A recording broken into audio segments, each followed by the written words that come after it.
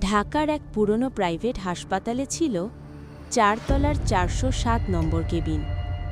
অদ্ভুত ব্যাপার হলো, ওই কেবিনে রোগী ভর্তি করা হতো না, কারণ যেই ভর্তি হতো ৩ দিনের বেশি বাঁচত না। হাসপাতাল কর্তৃপক্ষ বিষয়টা গোপন রাখত। নতুন নার্স নীলা প্রথম দিন ডিউটিতে আসে। সে এসব গুজবে বিশ্বাস করত না। সেদিন রাতে হঠাৎ জরুরি রোগী এলো। সব কেবিন ভরা। ডাক্তার বলল, ৪০৭-এ রাখো। সবাই চুপ হয়ে গেল। রাত ২টো।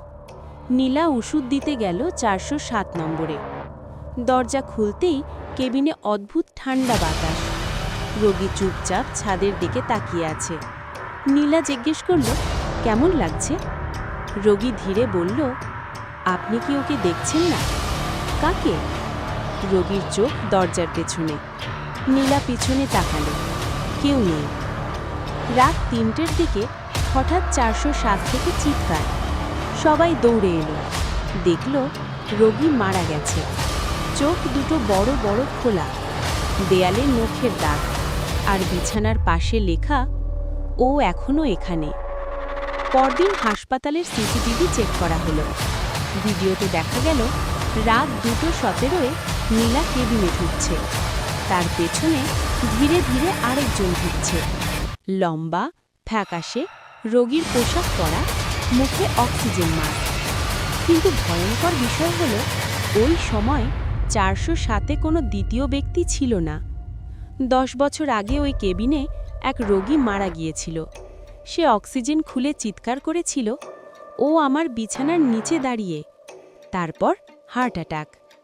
তারপর থেকে যেই ৪০৭-এ থাকে, সে প্রথমে ছাদের দিকে তাকিয়ে থাকে, কারণ ছাদে কিছু ঝুলে থাকে। নীলা ঠিক করল, আজ প্রমাণ করবে কিছু নেই। রাত ২:১৭। সে একা ৪০৭-এ ঢুকল। ঘর ফাঁকা। হঠাৎ দরজা নিজে নিজে বন্ধ। লাইট নিভে গেল। অন্ধকারে সে শুনল অক্সিজেন মেশিনের শব্দ। কিন্তু ঘরে তো কোনো রোগী নেই। হঠাৎ তার কানের পাশে ঠান্ডা শ্বাস। আমার বিছানাটা খালি ছিল না। পরদিন সকালে ৪০৭ কেবিন বন্ধ পাওয়া গেল। ভেতরে কেউ নেই, শুধু বিছানার মাঝখানে গভীর চাপের দাগ। আর সিসিটিভিতে দেখা গেল রাত ২:১৭-এ নীলা ঢুকছে, কিন্তু বেরোচ্ছে দুজন।